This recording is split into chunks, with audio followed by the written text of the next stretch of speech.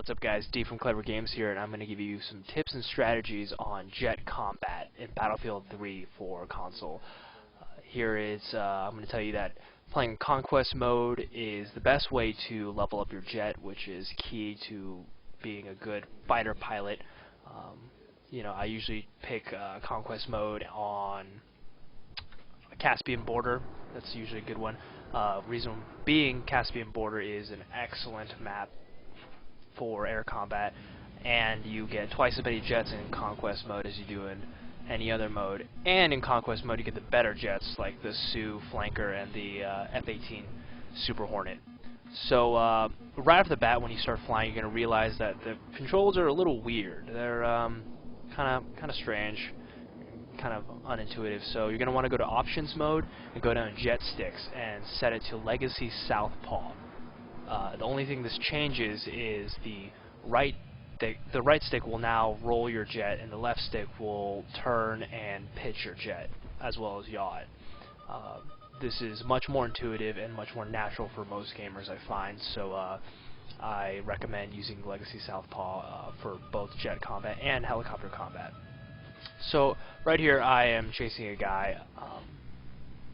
The whole idea of jet combat is you want to stay pretty much on the same line as your enemy jet you're following. So what that means is whenever the jet you're following turns, you want to turn in the same direction. You want to be kind of mimicking exactly what they're doing and kind of keeping up with the same speed and making sure you don't pass them. So you get a confirmed kill right there. You got to make use of both your heat-seeking missiles, which you unlock. I believe it's the second unlock you get for the jets, and then you can always use your machine guns to finish them off like that. The machine guns is extremely powerful, and is actually probably the best way to take out jets, since so many people have IR flares, which can be used with right bumper. IR flares are key to surviving in jet combat. So you're gonna die a lot when you first start flying jets, but you're gonna want to level it up anyways. So changing views is also really important in jet combat. Right here I'm in the cockpit view, and this is key for when you're actually attacking other jets. But if if a jet leaves your sight or tries to lose you, you can always switch back by pressing in the left stick. That's probably my favorite way to take out a jet. They will usually pop flares when I heat seek them with my rockets, and then they'll try to dodge it. And usually when people dodge, when you turn in a jet, you're going to want to brake, and a lot of people do that, including myself. So when they do that, you pretty much, like right here, you have a really nice opening to shoot them with your machine guns. Like right there, I should have shot him with my machine guns, but I was too busy trying to heat seek him. Don't get too caught up on heat seekers, because the heat seekers can easily be avoided with the IR flares. So if you get a close range shot, take it with your machine guns, because you'll take them out much quicker, and you're pretty much guaranteed to kill them. See right here, I'm locked on. I'm going to launch the missiles, and then I'm going to switch to my machine guns. It's a lot of damage. So you see I barely nicked him, and he's already going down. So a nice tip is to think about when you're turning a jet. Let's say that you want to make a sharp turn. Pretty much what you want to do is you want to make the top of your jet facing the direction you want to turn. Like right there, I want to turn right, so I'm going to pretty much flip my jet and roll it to whichever side I want to. If I want to go right, I'm going to turn right. And then all you really need to do is hold the brake, which is the left trigger, and then pull back on the left stick. That way you'll curve backwards and you'll take the turn as sharply as possible. The more advanced fighter jets like the F-18 Super Hornet and the Sioux Flanker, if you press in the right stick, you will turn on afterburners, and it's kind of a little boost. It's nice. Here's another thing I'll mention, that fighting helicopters while in a jet is extremely annoying, and I try to avoid as much as possible, because the helicopters, if you try to lock on it with missiles, see, the minimum distance you need to be to lock on with missiles is pretty close to the helicopter. You have to be going as slow as possible, pretty much no thrusters, just hammering on the brake, and you'll still probably pass them most of the time, especially if they have stealth mode on. So I'm going to say go ahead and avoid that and just try to go for air combat against other jets.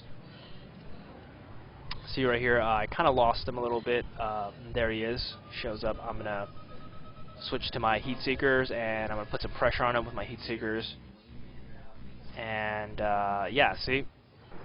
The machine guns take him out really nicely. I usually wait for them to pitch left or right and then start to turn, because then they'll break. And that way, if I just follow exactly what they do, let's say they roll, like this guy right here, he's rolling left, and he's going to come down. I pretty much follow exactly what he does. And he's slowing down. Ooh, and I ram him. And yeah, you can actually take out their jets by hitting them with yours, but be careful because you will take a lot of damage.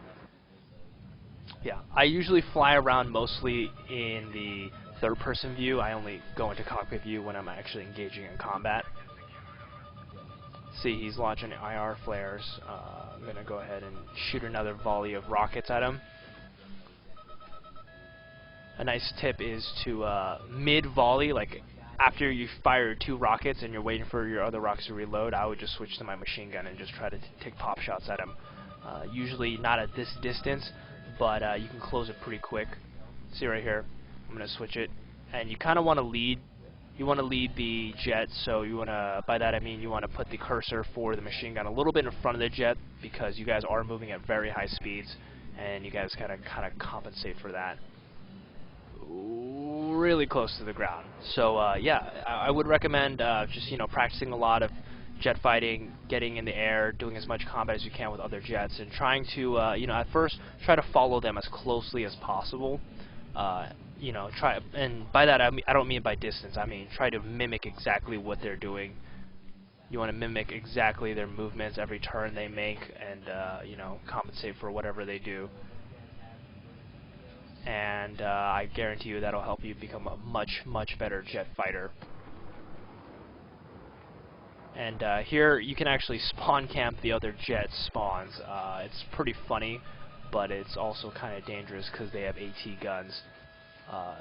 Usually, if you spend enough time, yeah, see, I just got shot up with an AT gun.